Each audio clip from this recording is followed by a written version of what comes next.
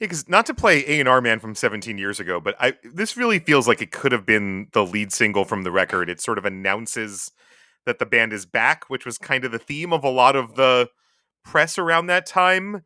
It's got all of that. It's got those. I don't know. It feels like that could have been the right call. I don't want to argue again. I don't want to argue with someone from Geffen from the past. But Yeah, and I think I've heard him mention. I think I might be wrong. I thought he said something like, one of those like Adam. I don't want to give people the wrong impression of what the album is about. Fair. I love that he's the exact opposite of every other band that would be like, yeah, even though it's not representative of the album, that's the single because it's the catchiest, and they trick him into buying my album or something like that. So, okay, Ryan, you said you had thoughts on "Come Around." Yeah, real quick though. So just to clarify, Eric, was it so? Were the only songs that got number one votes "Come Around" and "Hanging Tree"? That is correct. Wow, I would never have guessed those is... two. Again, because I thought I was going to be alone on Hanging Tree Island.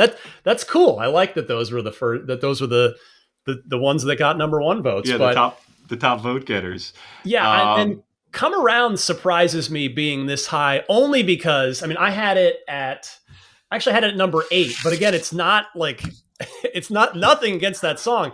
It's my number 2 as far as the Sunday morning songs after La Ballet d'Or. But yeah, I guess I've heard you guys on the podcast before we're doing this episode. Obviously, I've heard this come up, and I just thought that the criticism of it being the closer of the album was gonna knock this one down a bit more. But I'm happy to see it as high as it was.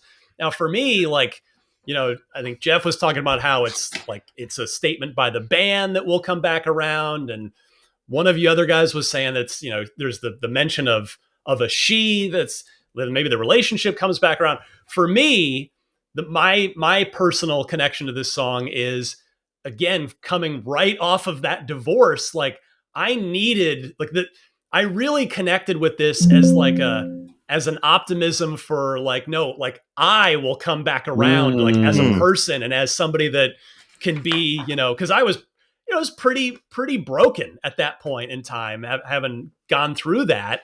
And so, yeah, this one was really kind of an anthem for me personally, honestly. And so I've always liked this. I could have easily had this song higher than number 8 where I've got it, but yeah, it is great, and I would echo all the positive things that everybody said about it, especially the Chris, you're talking about this absolutely would have been a better. I know 2020 hindsight, but this totally would have been a better single than "You Can't Count on Me" for sure. But no, it's a great point, because I do think that, again, if there's a theme to the record, it's sort of like this sort of fading in and out of the main character, who is, Adam Duritz, who's singing this stuff. But one of my other favorite lyrics in the song, right, is, if you wait for what's coming and you listen to her lies, then she'll say the things you need to hear, and the only one who will disappear is you. Right? So to that end, right, you could disappear, or you could just come around and be, keep yourself going. And that's, again, I think that's one of the nice things about the song, though. It does play to a lot of, I don't know, it plays to an energy that's a little bit broader, which I think in part, though, does set it apart from the rest of the record in a bunch of ways too, right? That a lot of these songs are very either internal or sort of like you and a person. Even Los Angeles, which is more fun, is about 3 people, maybe picking up some people along the way, but this is feels universal and going outward in a way that a lot of the rest of the songs don't. Maybe that's what, I don't know. Sort of by the way, mentions fading in the song. I love the recurring themes. Yeah. So they just crush it live. This is a song that they just kill this song live. It elevates the whole audience in some ways. It's this is what live music is all about, about having that almost transcendent experience. And this song, they just deliver that experience, I think, every time they play it. Oh, and if more I just people, love the optimistic note that Yep. it ends this album on. Like, Mm. totally get, Jeff, where you're coming from with La Balle d'Or being this beautiful, perfect thing. You know, you and I were definitely on the same wavelength with that song. But For sure. for me, and maybe again, maybe it was where I was at that point in my life, I needed Come Around to be the thing, the last thing I heard on this album. So it's, Yeah. Well, and I that's do love as this. Adam intended it. He said, even on this one, he said, albums are going away, but we're determined to make one last great album, you know, an album, not just a bunch of songs, and not like, hey, we got to front load the hits, you know, but like, this is an album. It's a complete statement. It starts with 1492. It ends with Come Around. And so, you know, that's what Adam really intended. I say, like, it's such a good song. I hate to see people who would not hear it and get to the end of the album, but you know, it's there for a reason. Adam was very clear, even though it was recorded for Saturday nights, that he wanted the album to end on this note, you know, and I think that I certainly get why he did that. You know, it works totally for the concept. I love the song so much. I hate to see it, you know, get discounted like so many songs at the end of CDs do nowadays. And yeah, clearly one of those songs that if it was recorded for an earlier album, or more people had the album, it would be a fan favorite in concert. No doubt about it. So let's go to the song that kind of won the tiebreaker, Cowboys. I did. Nobody had it in their top. Oh, I had it Ryan had it the highest, number 2.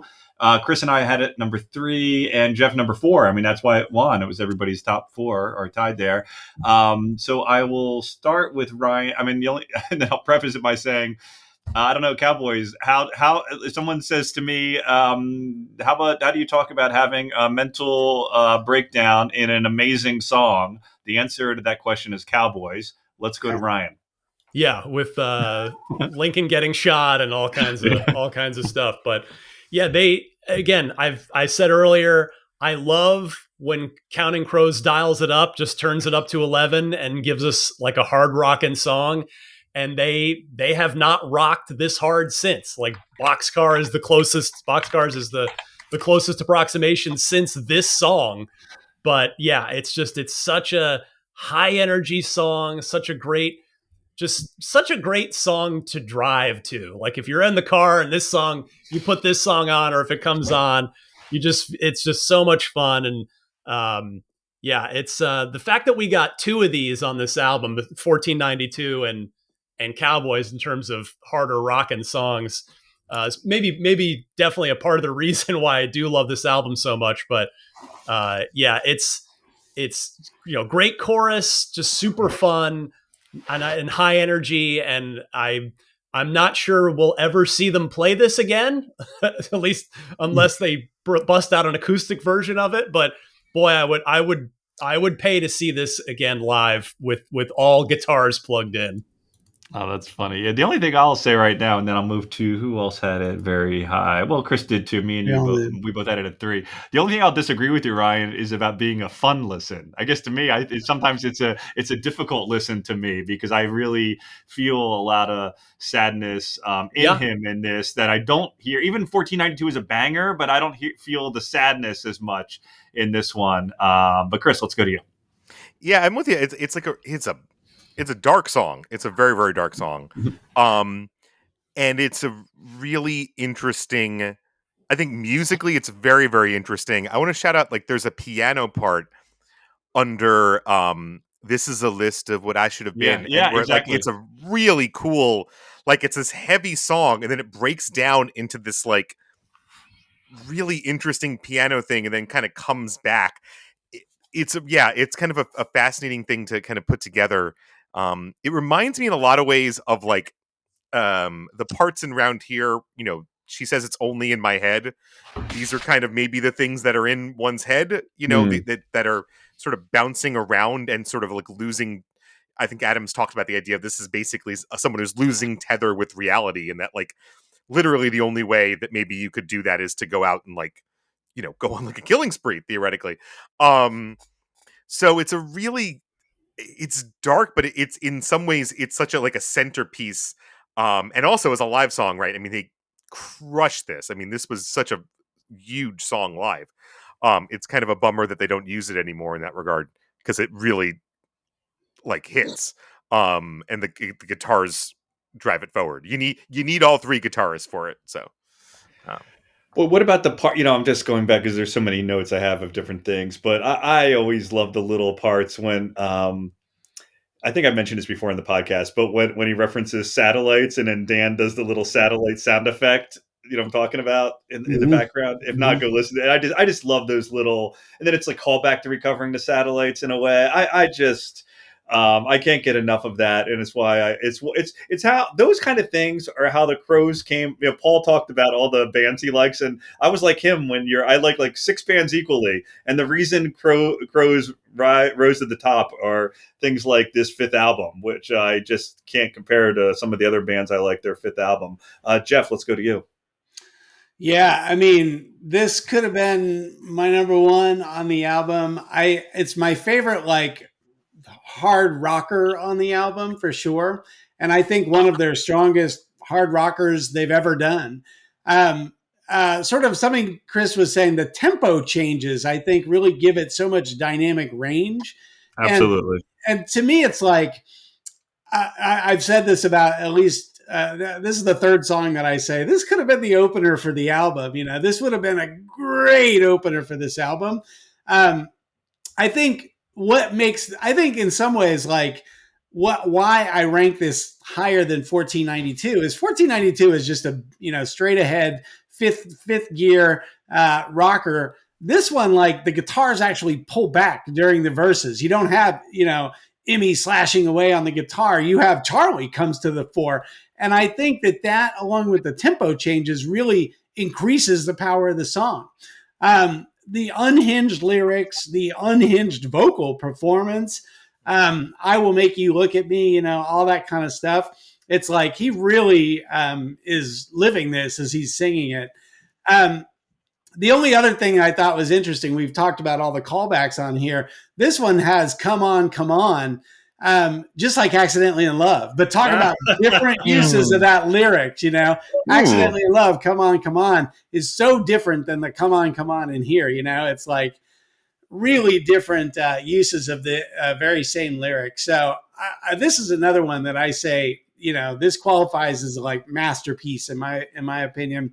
And it could have been my number one song. I sometimes give credit to the songs that I think like I ranked Long December as number one on Recovering, not because it's the song that I go and play, because I just think it's the song that deserves to be number one because it's just such an incredible achievement of a song.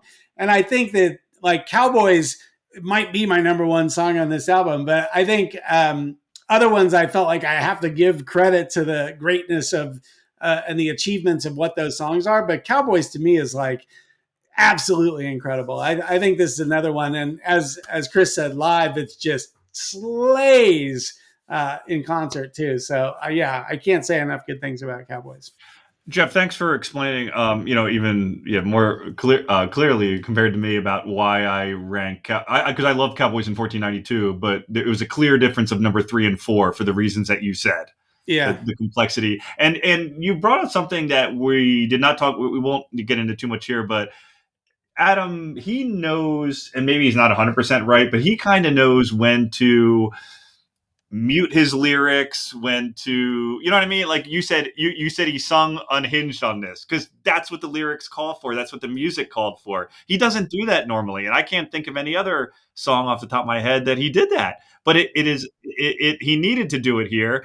And even though, and clearly this song had to be the one, in my opinion, that ended Saturday mornings. Right, because this is like the entire breakdown. This is how sad it's like a crash against the wall.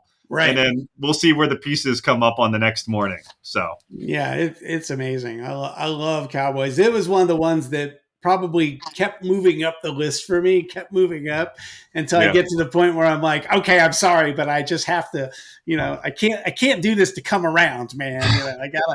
I can't do that. But God, I love this song. And it was probably, in going back and listening to this album again, it was the one that I just kept playing over and over, God, that's such a good song. I'm singing it in my head, and Circle K Killers and all that stuff.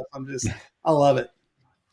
Well, thanks. We got through all of them. That we can do some concluding remarks. Can you go through the list real quick again, Eric? Since we've been going for so long, just be curious to rip through them. Oh, that's fine. Yeah, going from the lowest to the highest. So we basically had a tie for 13 with a slight edge to Anyone But You. So Tuesday in Amsterdam, number 14, Anyone But You, and then On Any Given Sunday Mornings.